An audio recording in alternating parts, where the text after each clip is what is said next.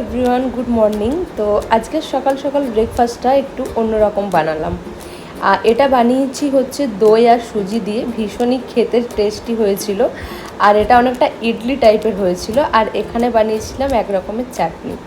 আর তারপরেই দেখছি সকাল থেকে নাগাতার বৃষ্টি হচ্ছে।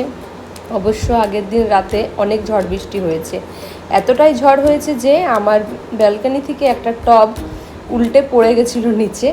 তো চলো তারপর কি এবারে দুপুরের রান্না স্টার্ট করলাম। আজকে দুপুরের রান্নায় বানাচ্ছি হচ্ছে ভেটকি মাছের পাতুরি। তো এখন আমি সব কিছু ম্যারিনেট করে রেখে দিয়েছি। আর এখন এই যে কলা পাতার মধ্যে মাছগুলোকে সাজিয়ে নিচ্ছি। তারপর একদম শেষ কাজে চলে এলাম, মাছটাকে একটু ভাপিয়ে নিলাম। আর এই যে ভাপানো হয়েও গেছে। আর এদিকে আমি প্রথমবার কিছু বানালে একটু ভয় থাকি যে কেমন হবে খেতে, তবে ভালোই হয়েছিল।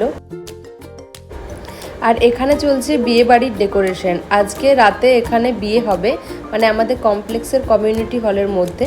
তো ডেকোরেশনটা ভীষণ ভালো লাগলো, তাই একটু ক্যাপচার করে নিলাম।